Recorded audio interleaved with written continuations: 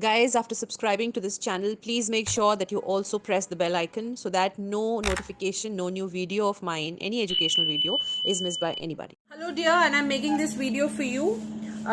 Just imagine that this is the baby that we're talking about. This is the sinciput, okay? This is the occiput. So let's talk in the terms of what you sent me. This is occipital protuberance, and somewhere here are the condyles. So what I'm trying to say, this part, you know, these two, if you touch over here, you'll see bony protuberance. They are actually occipital condyles, and this is what they wanted to say: occipital condyle to the chin. A plane passing through the chin to the occipital condyles, that is the horizontal plane they are talking about. That means in this case, in this baby, it will be from here to here. This is the chin, this is the chin. So this is that plane which they're talking about, and this is the longitudinal plane. All right, so this becomes exactly perpendicular to one another. So here is where the force is coming. All right, this part in between is the fulcrum. All right, now automatically you see this is the longer arm, and this one over here is the shorter arm. So condyles, occipital condyle to this part, you know, you can see occipital protuberance or in between somewhere, okay? And this particular you know, midpoint to the chin, that plane is divided into a long arm, which is like this one is the long arm, and this one over here is the shorter arm, as I told you, right? So when the force comes like this, you know, this is how the force will come.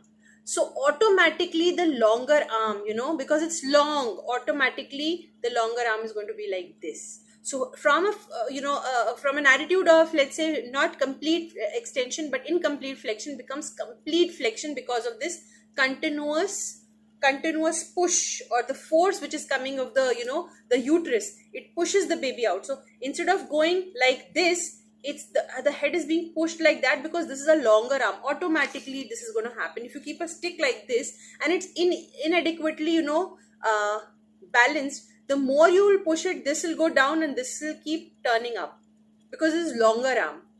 If you push it like this, this will go like this.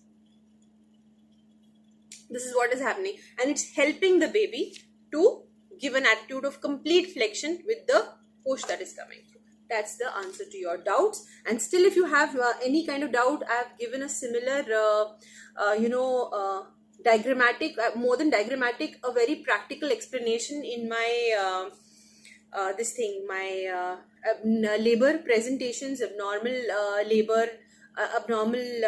presentations, which includes everything, you know, the denominator, the position, the attitude, everything. The definitions have been described, and then the labor mechanism has been described for breech, for not for brow, which there's no mechanism, for breech, for not for transverse again, for occipito-posterior, for occipito-anterior, everything I have managed there. So I think it's going to be worth it to just watch it once. And yes, one more very important thing, that, you know, if you go onto the YouTube, very long videos are there, and I've tried to manage very short videos for you, so that's easy for you to understand and easy for you to revise and easy for you to see. You do not have to sit for hours together to see one lecture of mine. So I think it's going to benefit you.